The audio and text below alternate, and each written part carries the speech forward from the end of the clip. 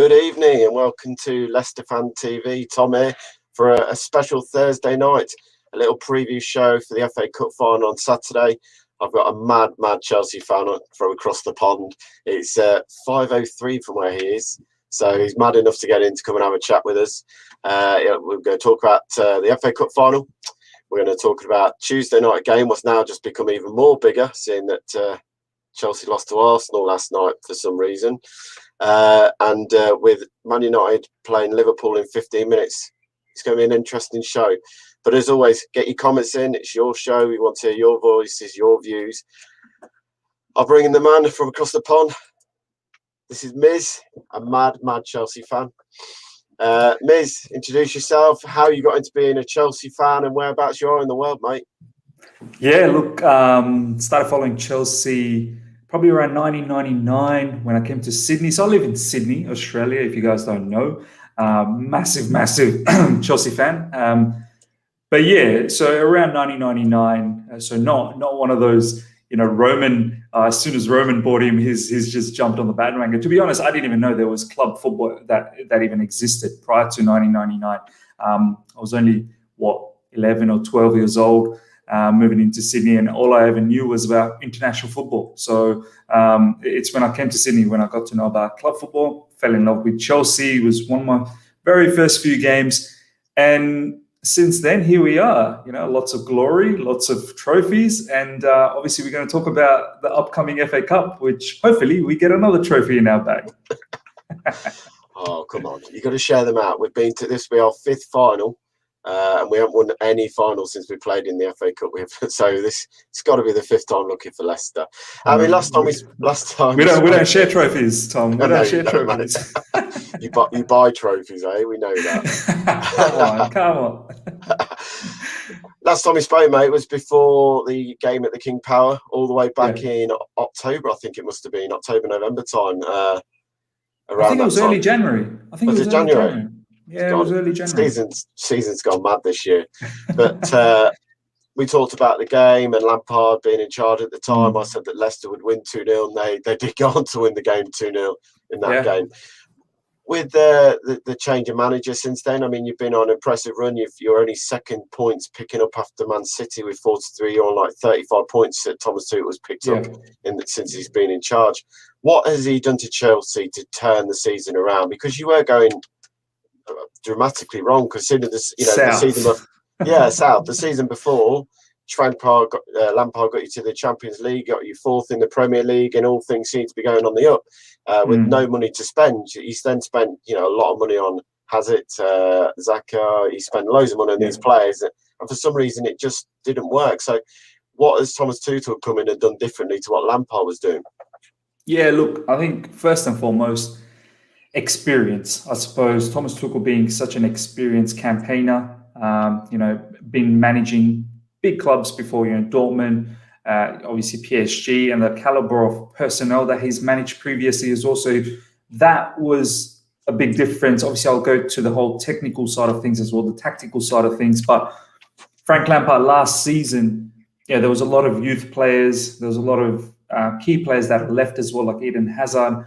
And there wasn't much expectation on Frank. It was pretty much a free hit of a season. And I think he thrived in that situation. And look, kudos to him. And I don't want to take anything away from him. He did absolutely mad last season with the caliber of squad that he had. We got into top four and we got the Champions League berth. This season, however, Tom, the pressure was on because the owner had spent a lot of money. Close to, I always say, it was £250 million pounds spent with all the players that have come in. And the expectation was clear that you're going to have to, be closer to Man United, Liverpool. Obviously, Liverpool now, they've dropped off this season. But earlier in the season, it was about Man City and Liverpool trying to get as close to them. And, and go as far in the Champions League and try and be in the mix of things with all the domestic cups. So, obviously, as the season was progressing, as Tom, we got together in January. That time for us was not good at all. That whole December, January period, we were shambolic. to be honest. We were really, really poor. And moving into that Leicester game, I still remember, I think none of us gave ourselves an opportunity against you guys. We were like, even we are scared to face Leicester. You predicted a 2-0. We were sort of going for, like, I think maybe a draw, trying to see if we can just salvage something. And you guys absolutely schooled us. I still remember that. I mean, for me, that Arsenal game in December, I think it was a Boxing Day, that was probably the most devastating loss for me under Frank Lampard and this season as well, just altogether. But then it followed up with a City loss, which I just felt embarrassed because City was just so far ahead of us, like in terms of quality. And then the Leicester one was a proper schooling. It just showed which club went forward and which club went backward. Like, we went backward massively, and you guys had gone supremely forward under Brendan Rodgers. And, you know, I wasn't surprised that just a few days later, Frank Lampard got sacked. So since then, Thomas Tuchel has taken over. Obviously, as I said, experience was massive, the difference. But then the way he changed the formation, the 3 at the back, and understanding the caliber of players that we have, and understanding what suited them best. So all the fringe players that wasn't getting opportunity under Frank Lampard, all of a sudden started getting, opportunity under Thomas Tuchel. He galvanized the team again, made it a united sort of team. Everyone sort of got together. Everyone bought in on his plan. As I said, the 3 at the back, and how, you know, the double sixes in the middle, and the forward pack. Everyone just understood what he wanted and played together as a team. And obviously, since then, you know, the clean sheets racked up, our defensive stats racked up. The wins started to come in as well. And yeah, I'm not surprised that after a while we are where we are right now with the FA Cup final. We're in the Champions League final. We're still in the top 4 race. And I said it when Thomas Tuchel came in, that this guy will get a lot out of this squad, because our squad, Tom, if you look at it, I mean, from the start of the season, had you look at all the squads across Premier League, we were probably the second best after Man City. And this is no disrespect to Liverpool or Man United or anything like that. We just had such quality from defense to midfield to the attack. We should have been doing a lot better than what we were doing under Frank Lampard. So, yeah, not surprised. Question for Sean. He always asks the question, who's your favourite player? So we always do 2. One of all time following Chelsea, and who's your favourite player from the current squad? Current squad is quite easy. I've got the Hakim Ziyech jersey. I don't know if you guys can see it. Current squad is Hakim Ziyech. I'm just emotionally attached with it. I generally don't get like this, Tom. Like, I generally not like one of those, you know, teenagers or early 20s, you know, kind of fans that, I like this player so much, I'm so mad about him. I'm not like that. But Hakim Ziyech is someone I don't know, for some reason I'm really, really connected to this player. And so that's the current one. All-time Chelsea, as tough. There's been so many legends in our club in terms of, you know, Didier Drogba, Frank Lampard, Ashley Cole, John Terry. But I'd have to say Frank Lampard gets the nod for me, because as I was growing up, you know, those early 2000s, and then sort of to late 2010s era, Frank Lampard as a midfielder was just amazing. The kind of goals he scored, the assists, it just brought a lot of joy. But yeah, as I said, in terms of all-time Chelsea, there's quite a few. But if I was to narrow it down, probably be Frank Lampard. I mean, your FA Cup journey started, where's it gone? Up here a minute ago, with a 4-0 win against Morecambe. You then beat Luton 3-1. You then played Barnsley, and you got a 1-0 win there. And then you played, that was in the 5th round. I think we played Sheffield United. Sheffield in the quarter-final. And then Man City. I mean, so you've had, you know, an easier start, then you got tougher as you went on into the fixtures for your FA Cup run. That game against Manchester City, I look at your game last night, and Arsenal did exactly what you did to Man City. You stopped them playing, you put a solid back 4, back 5, a solid midfield and defending. You defended in a shape that Man City couldn't really get through you, but then you broke on them in attack. A bit like Arsenal scored you last night by going, we're not going to play, we're going to park the bus, we're going to stick everyone behind the ball and just hope they get one bit of luck. What they did.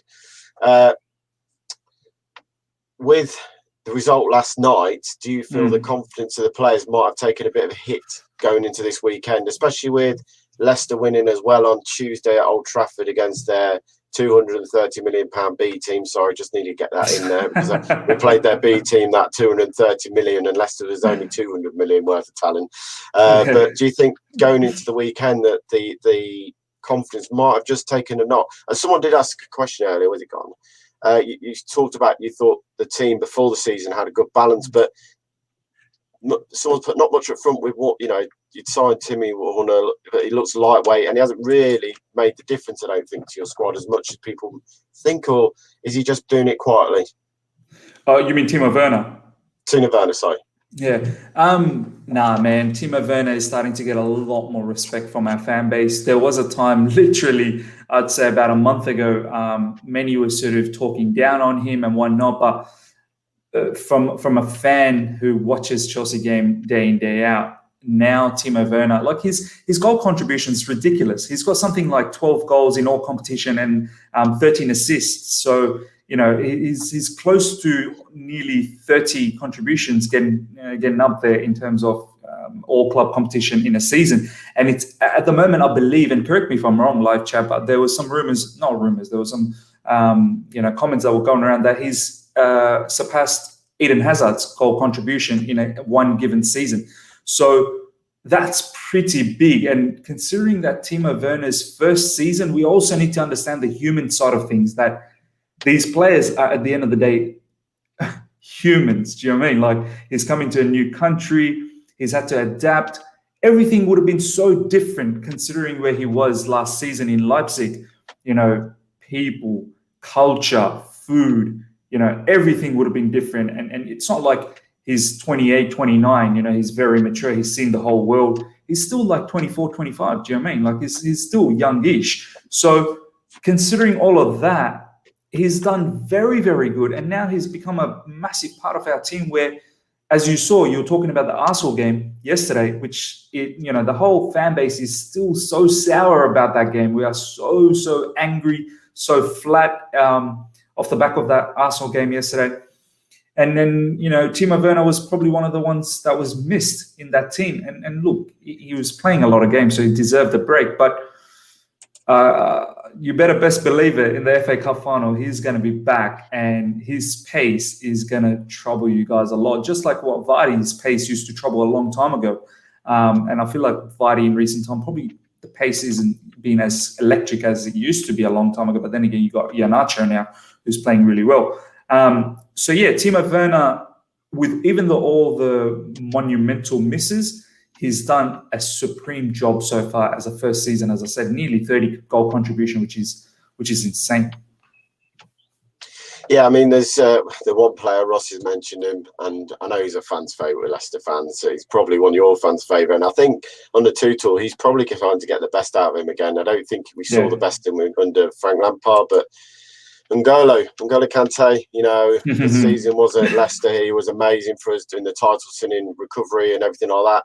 And I think with Frank, you probably didn't play him in the right positions. Play him in that midfield in the right position, let him nick balls and push forward. We saw with some of the goals in the Champions League, the ball he nicked from Real Madrid, right on the 18-yard line, nicking the ball and getting the forward and helping out for the goal of that game.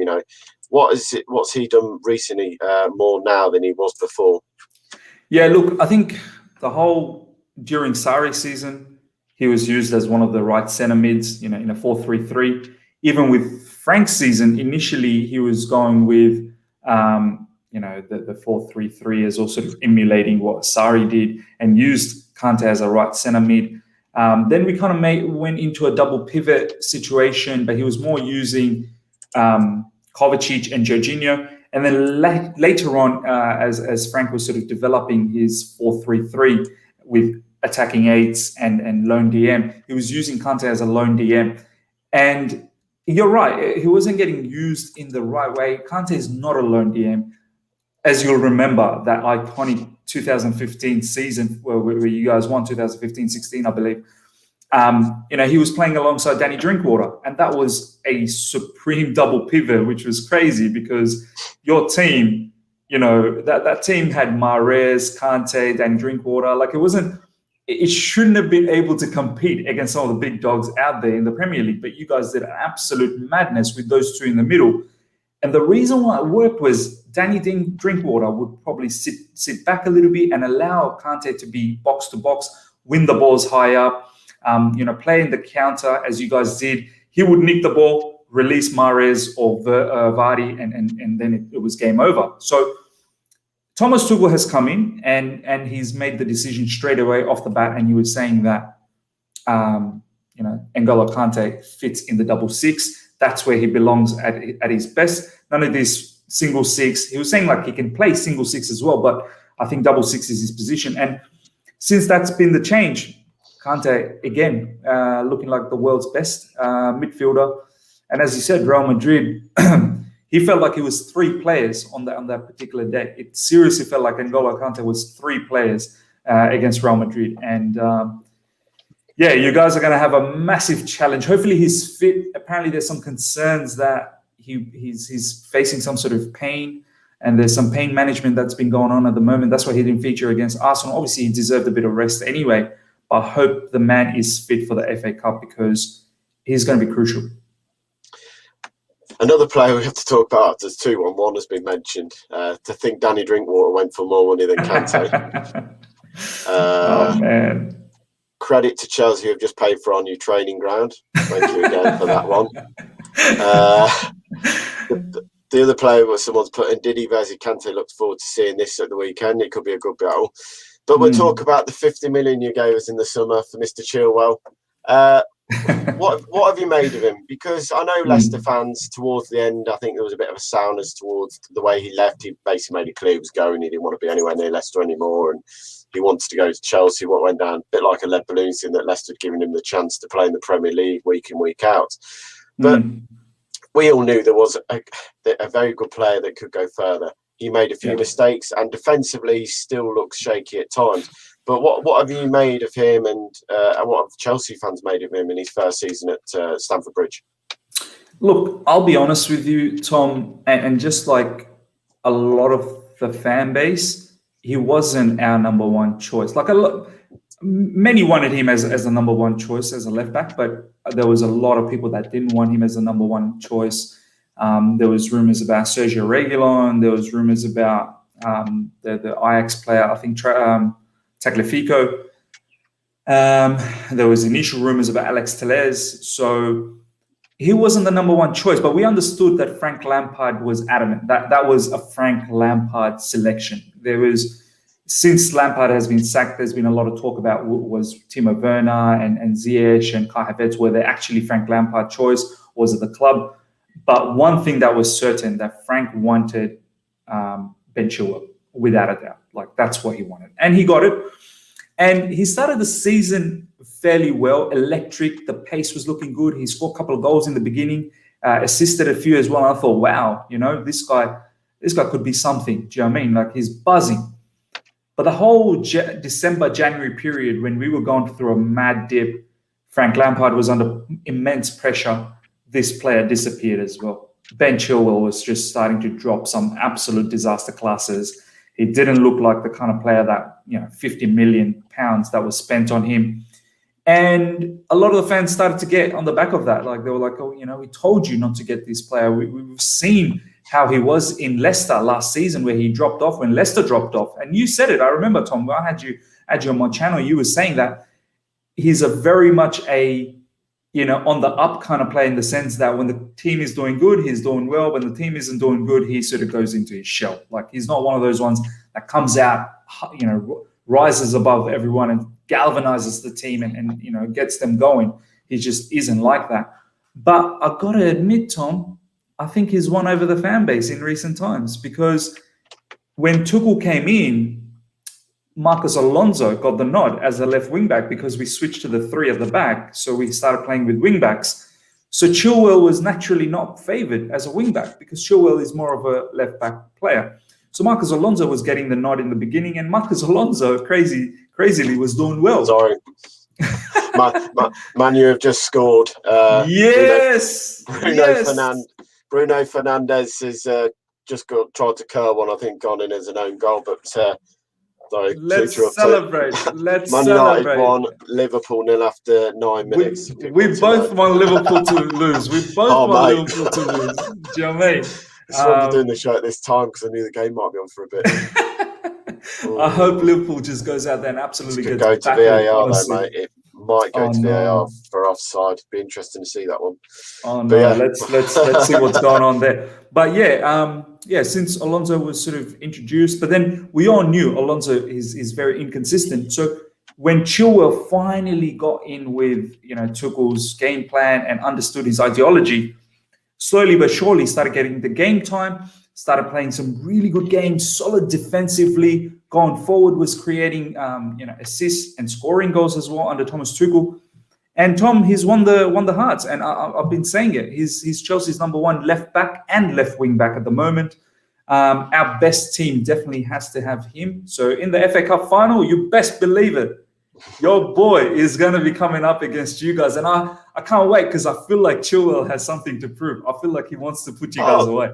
Look, Chilwell, of course, he will go into that game, and Tuchel's not stupid. He'll be saying to him, look, go and prove these fans wrong who are on your back. Look, Leicester fans always remember the Millwall game where he went to take a throw, chucked the ball away because he was too scared to go and stand next to Millwall fans. That's things that will get remembered. So, look, it's going to be a brilliant game on Saturday. Then comes another tricky tie that we play you 48 hours later at Stamford Bridge on Tuesday night. Sorry, not 42, a bit longer than that, but 72 hours. But how do you think... I mean, we don't change the team that much. You've seen that. We haven't got any squad depth at the moment. The amount of injuries we've had all season, and unlike Liverpool, who's gone crying about it all season about how many injuries they've had, Leicester have just gone on with it quietly, kept doing the job, had some mixed results. We saw that against Newcastle the other night. What was it? A shocking result for us, because if we'd won that game... I watched that match. You guys got battered, man. Newcastle scored you guys.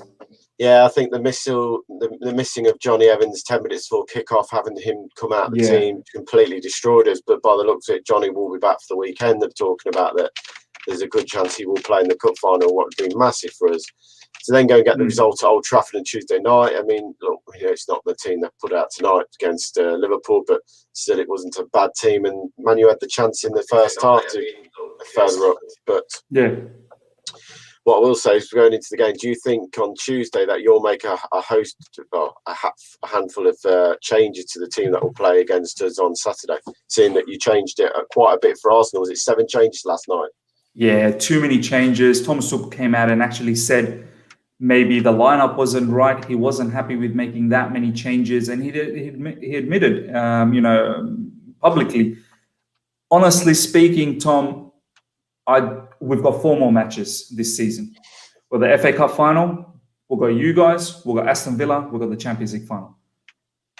I hope we don't see any more changes. I hope we play with the strongest team for the remaining 4 games. Many of the players, as you said, didn't participate against Arsenal yesterday.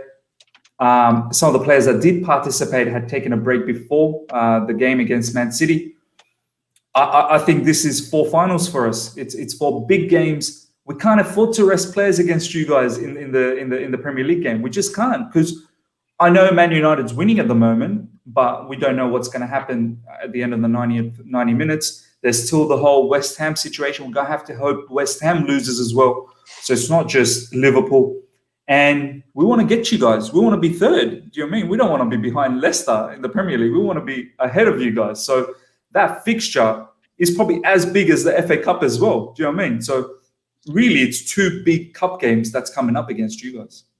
Because, like you say, if Leicester were to win at Stamford Bridge on Tuesday night, because they've only lost 2 games away from home all season, one being at Liverpool, where they were awful.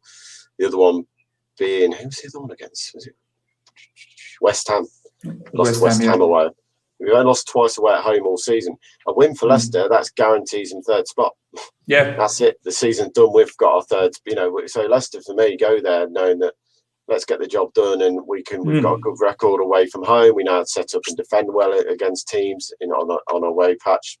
Then getting our home game against Tottenham the following week is a nice game to go back to, with an FA Cup to walk around the pitch and 3rd in the league.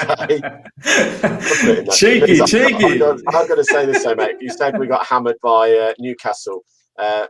Miss West Brom scored.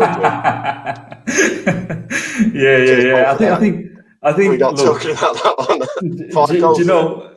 Yeah, 5 goals. I mean, look, that was a proper anomaly. I know you guys probably say that Newcastle game was an anomaly for you guys as well. That was very much unexpected. But hey, we played with one less man. You guys had the entire team. I don't think you guys had a red card in that game. Did you against Newcastle? I think, yeah, like you say about that game. I'll be honest with you, mate. If we look at our home record for the season, we've lost 8 games at home this season. You know, that's for a team in third to be still losing 8 games. It just shows you how good our away form has been, because we've lost to Newcastle, we've lost to Fulham, we lost to West Ham, we got hammered by them at 3-1, we lost to Everton at home. We've had some really poor results. We lost to Villa at home in the last minute.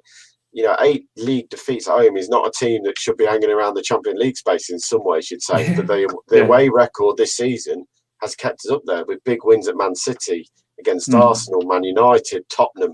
We've beaten the whole of the big 6 at least once. Yeah. So Man City, I think you guys slapped Man City earlier on in the season. 5-2. Man City's first home game of the season, we beat them 5-2, and Pep even said we didn't know how to defend properly in that game. It cost us. Question, Ignacio, then.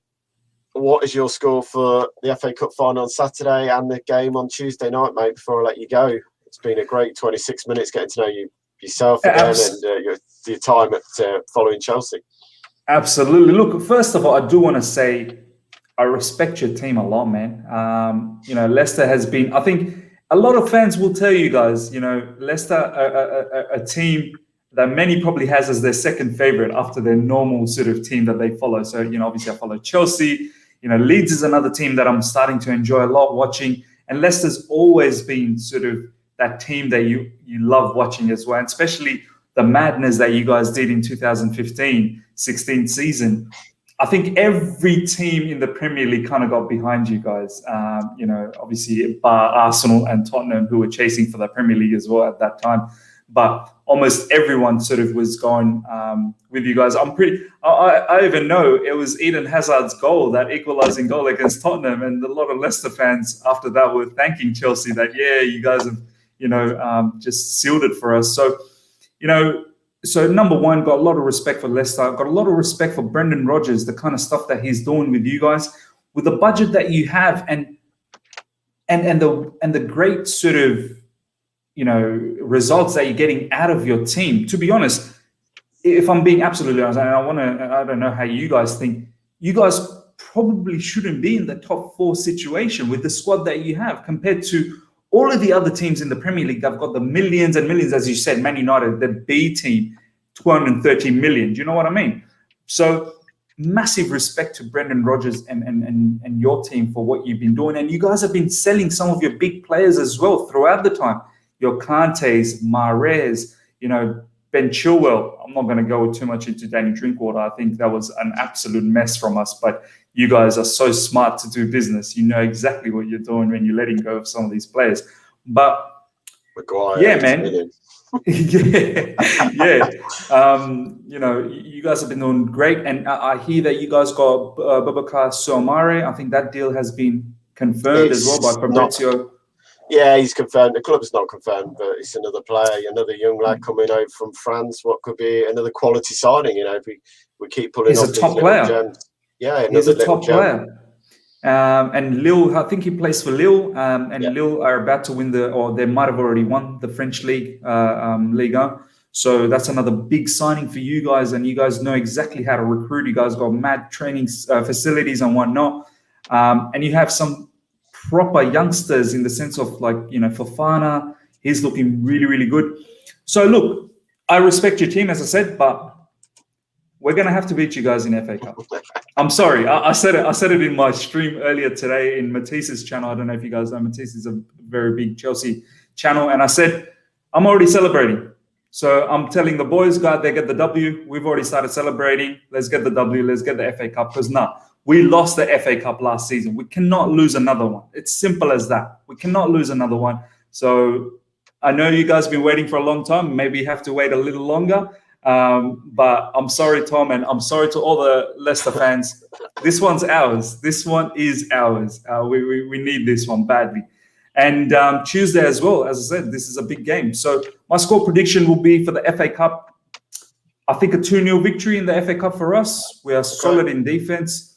And then the following match, I think it might just be a 1-0 victory for us. Well, I'll stick mine later. But once again, Liz, thank you for coming on. I won't wish you good luck for the weekend because you don't need any more than that. But thank you again for coming on. Everyone who's been watching, your comments, anything, not put many on, but it's been great chatting to you, mate. Hopefully we can catch up over the weekend or maybe next week after the game. But good luck for the rest of the season. And I'll speak to you soon, mate. Thanks for coming on, bud. Thank you. It's been a pleasure. Cheers, mate. Bye-bye. There you go. Miz from the other side of the coin. Give him a follow. Cracking channel. Great bunch of lads on there. Always have a good crack. Once again, thank you for your comments. Much appreciated. Get your score lines in. Who's going to score the first goal at Wembley? Be interesting to see if everyone goes tonight. I'm going for a 2-0 Leicester. Miz went for a 2-0 Chelsea. I'm going for a 2-0 Leicester. I've just got his feeling that the names... Leicester's name's got to be on that trophy. It's got to happen eventually. It'd be nice to see it while we're there on Saturday and do it this year. And I think the players will be absolutely buzzing for Saturday.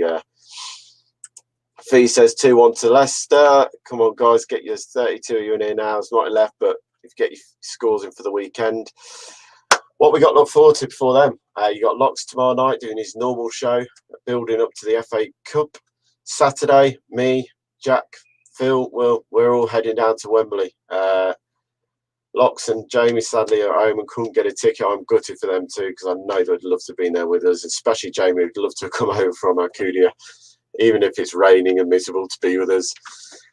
Pete says 2-1 and then 1-1 in the league. Yeah, do you know what, mate? I'd take a draw at Stamford Bridge. I think that could be a massive point if we could do that after the way the 21 minutes in and Manu is still 1-0 up at that game. Thank you, Councillor. Thank you for your comments. Much appreciated, as always. 3-1 to Simon. Lad. Vardy 1-0, mate. I'd love Vardy just to see Vardy score. I can't wait to get the ground. I can't wait to see a game of football. To all the Leicester fans who won the ballot for the Spurs game, a week on Sunday, 4 o'clock kickoff. Enjoy it. I know some of you would love to have been at Wembley and couldn't get a ticket because of obviously the way it's been done and points. But enjoy that you got a ticket to go to the Spurs game, and me, Phil, and definitely and Jack will be definitely doing the watch along for that game. Sadly, we're not allowed to go to that, but it's only fair, and I agree with that. Roscoe, where's your blue hair, Tom? Well, there might be a surprise person from the channel having his hair turned blue. We'll see of that one. Reedy. But as for now, I'm going to drop out. Long day at work. Last day at work tomorrow, and then we build up for the FA Cup final. Once again, thank you for your comments. Thank you to Miz coming on from Chelsea from the other side of the coin, and we'll see you all again soon. Cheers. Bye-bye.